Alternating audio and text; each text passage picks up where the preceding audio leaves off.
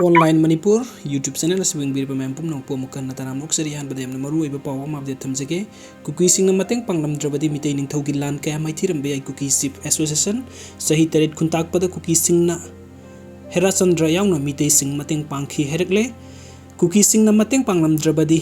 Meitei Ningthougi Lan ka Maithiramba ngasi Ningthougsing asina leiriba wanglaba thak asi yoramdabe yai haina Kuki Sips Association Manipur gi seron amana phongdorak pagaloina sahi tarit khuntak pada awagi makhutta gi ningtamba phangnaba hotnaba asoba thodang lokhiba Herachandra da Kuki Singna asoba mateng pangkhi herekle Kuki Sips Association gi seron amana hai thasi gi sai 17 da Kuki Sips Association Manipur gi oiba khanna neinabagi mifam pangthoktuna Kuki purup ki apunba loop ama oiriba Kuki inpi Manipurna taliba tokhaiba state ki demand asi mapung phana saugatnaba khanaki Kuki Singna Indian Constitution gi manung sanna isana lengak sanaba taliba apunba demand asi KCM na khungpham set na leptuna mapung phana saugatkani seron aduna makha tana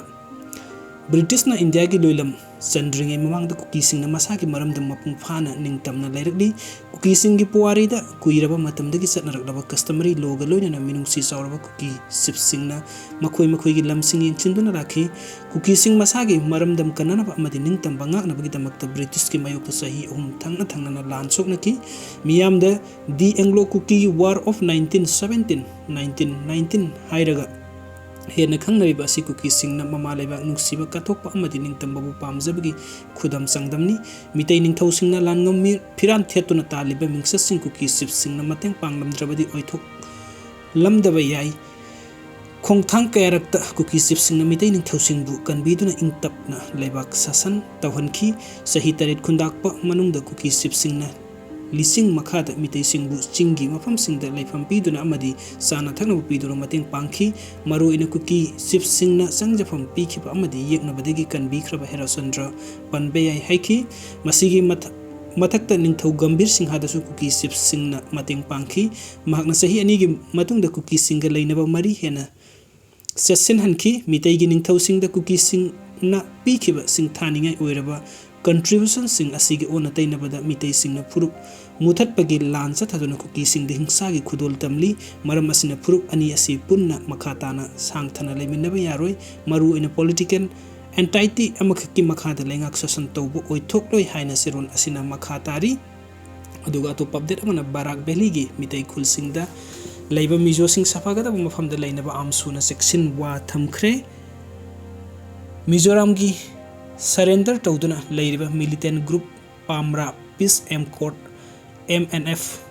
Returnist Association na warning pirakpagi matung inna Mizoram gi Meitei sing thokpa haunarle Mizoram da leiriba Meitei amna Assam gi oiba Mizoram da chatharakleba anti social oiba lamsat sajat asina Assam da leiriba Meitei sing gi marakta amukka hena asabu pokhalle haina All Assam Manipuri Students Union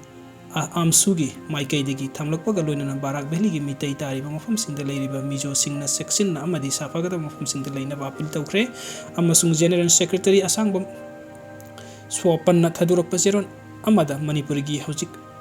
oiriba tangdu leitadraba yamna maru oiba tanpam asida lal pamba Kuki Zo tribe singna attack satharakliba state asigi Meitei isilinaw singi damakta lebli Assam da leiriba Meitei singna isilinaw sing asigi damakta tawba yaba thabuk thorum kudinguk tawgani pangba yaba mateng kudinguk pangani haikiba loinana Mizoram lengak na Meitei singi damakta khanbiba saduna sanariba double game amadi Mizoram da leiriba Meitei singda target tawba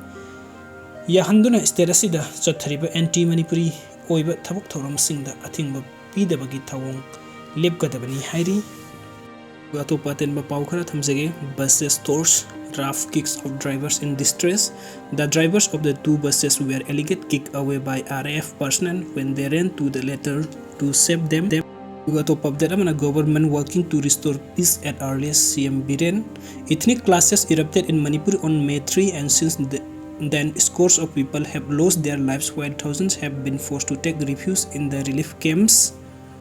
Top of that, JCSC 6 immediate intervention of PM Modi in a memorandum submitted to the Prime Minister. JCSC suggested steps to restore peace and normalcy in Manipur. Thank you so much for watching my video. Hope you have enjoyed and have a great day ahead.